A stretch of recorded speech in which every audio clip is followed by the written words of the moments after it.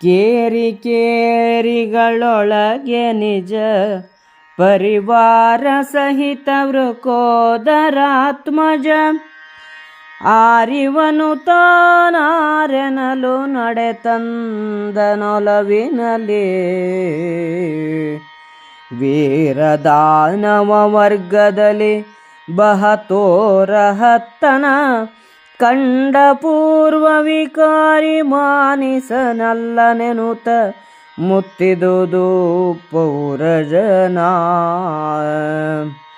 ಬಂದನರ ಮನೆಗಾಗಿ ಬಾಗಿಲ ಮುಂದಣೆಡಬಲ ಹೇಮವೇದಿಯ ಸಂದಣಿಯ ಜನ ನೋಡಲೆಂದನು ದೂರಪಾಲರಿಗೆ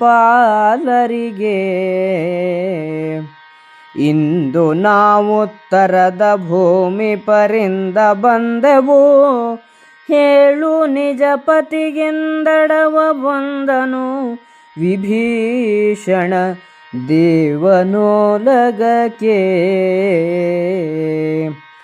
ಜೀಯ ಭಿನ್ನಃ ಬಂದನುತ್ತರ ರಾಯ ನಟ್ಟಿದ ದೂತನೆನೆ ತಪ್ಪಾಯಿತೇ ಹೊಗಿಸೆನಲು ಕರೆದನು ಕಲಿಘಟೋತ್ಕಚನ ವಾಯುತನು ಜನಸುತನು ತನ್ನ ಪಸಾಯಿತರು ಸಹಿತೊಳಗೆ ಹೊಕ್ಕುನ ವಾಯಿಯಲ್ಲಿ ನಡೆತಂದು ಕಾಣಿಕೆ ಕೊಟ್ಟು ಪೊಡಮಟ್ಟ ಬಿಗಿದ ಮರಕತಮಣಿಯ ನೆಲಗಟ್ಟುಗಳ ಹವಳದ ಹಲಗೆಗಳ ಮಾಳಿಗೆಯ ವೈಢೂರ್ಯದ ಕವಾಟದ ವಜ್ರ ಭಿತ್ತಿಗಳ ಹೊಗರಿಡುವ ಹರಿ ನೀಲಮಣಿವೇದಿಗಳ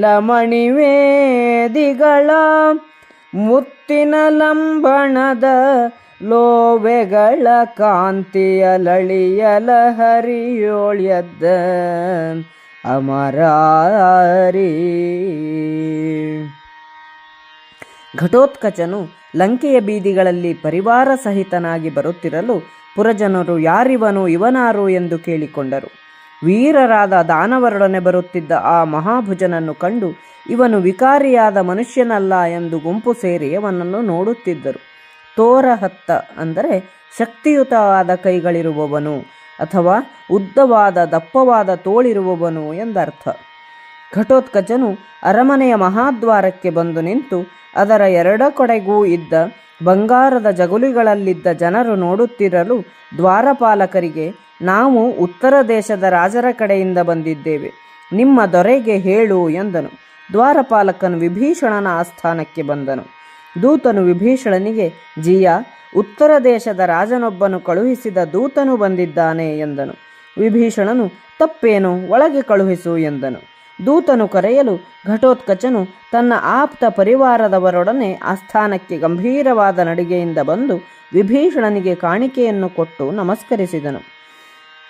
ಮರಕತದ ನೆಲಗಟ್ಟು, ಹವಳದ ಹಲಗೆಯ ಮಾಳಿಗೆ, ವೈಢೂರ್ಯದ ಬಾಗಿಲು, ವಜ್ರದ ಗೋಡೆಗಳು, ಹಸಿರು ನೀಲಮಣಿಯ ವೇದಿಕೆಗಳು, ಮುತ್ತಿನ ಕುಚ್ಚು ಹಾಕಿದ ಸಜ್ಜಗಳು, ಇವುಗಳ ಕಾಂತಿಯ ತೆರೆಗಳಲ್ಲಿ ವಿಭೀಷಣನು ಎದ್ದು ನಿಂತನು.